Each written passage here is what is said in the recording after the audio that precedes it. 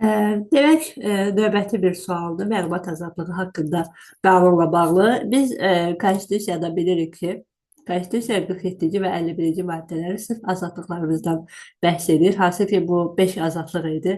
Fikir və söz azadlığı idi, vicdan azadlığı idi, sərbəst toplaşmaq azadlığı idi, məlumat azadlığı idi və yaradıcılıq azadlığı idi. Bu 5 azadlığı 50-ci maddədə öz əksini tapmış 5 azadlıqdan biri də 50-ci maddədə öz əksini tapmış məlumat azadlığı idi. Və bunlarda da məlumat azadlığı haqqında qanun da məlumat azadlığı istinaddır və bizim dövlət qulluğu proqramımızda da ə, öyrənilməli olduğumuz mövzulardan biridir. Demək, məlumat azadlığı ilk olaraq Konstitusiyamızda bəhs edildiyi kimi hər kəsin istədiyi məlumatı qanuni yolla axtarmaq, əldə etmək, hazırlamaq, ötürmək və yaymaq azadlığı var idi.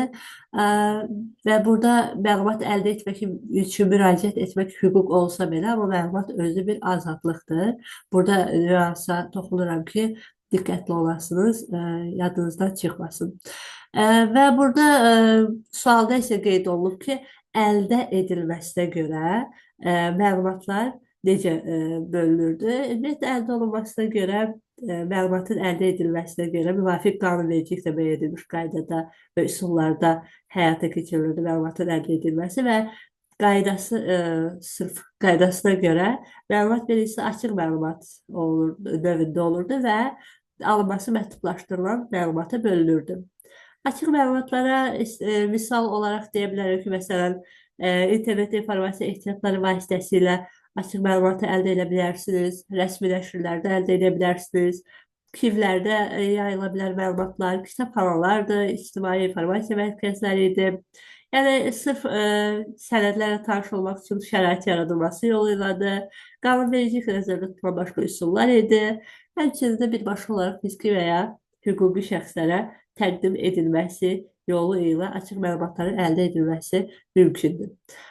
Lakin alınması məhdudlaşdırılan məlumatlar olardı ki, hansı ki, peşə sirri idi, qulluq sirri idi, dövlət sirri idi, bank sirləri idi, kommersiya, istintaq, məhkəmə sirləri idi və yaxud da ki, şəxsi ailə həyatına, terror aktlarına aid olan sirlər, məlumatlar alınması məhdudlaşdırılan məlumatlara daxil idi. Yəni, ümumiyyətlə, ətraf mühitlə bağlı əgər desək ki, alınması məhdudlaşdırılan məlumatlara daxil edilə bilərlər, edilə bilər, amma sırf bunun bu alınması məhdudlaşdırılan məlumatlar siyahısına daxil edilməsi sırf qanunvericiliklə müəyyən edilmiş hallarda əlavə kimi edə bilərik.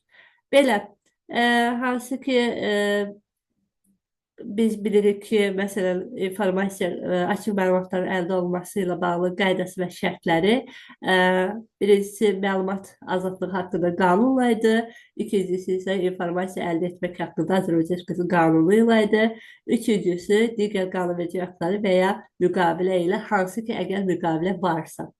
Yəni, müqavilə əsasında həyata keçirilirsə, o vaxt bəli, müqavilə də nəzərə alınırdı və məlumatın verilməsi barədə müqavilə hansı akta uyğun bağlanılırdı? Təbii ki, mülki qanunvericiliyə uyğun bağlanılırdı. Dövlət hakimiyyəti orqanları isə mülki qanunvericilik, hansı ki, müqavilə ilə bağlı istisnası var idi. Dövlət hakimiyyəti orqanları idi, bələdiyyələrdir. Müqavilə yoxdursa, məlumatı verməkdə imtina edə bilərlərmi? Xeyr. Bu istisna haldır. Dövlət hakimiyyəti orqanlarının müqavilə ilə bağlı istisna hala şamil etmirdik. Belə, hansı ki, biz dedik ki, alınması məhdudlaşdırılan məlumatın məhdudlaşdırılması aktı, hansı halları, hansı aktla tənzimlənirdi? Ümumiyyətlə, bunlarda hər hansı bir yaranan münasibətlər, terror aktlarında daxil olmaqla bu hallarda yaranan münasibətlər müvafiq qanunvericiliklə tənzimlənirdi. Ümidvaram ki, bu sual izahında kifayət qədər ətraflı məlumat əldə etmiş oldunuz. Demək ki, cavab olaraq da əldə edilməsi qaydasına görə məlumatlar neçə yerə bölünürdü? Birincisi, açıq məlumatlar və alınması məhdudlaşdırılan məlumatlar olaraq bölünürdü. Cavab olacaq C variantı.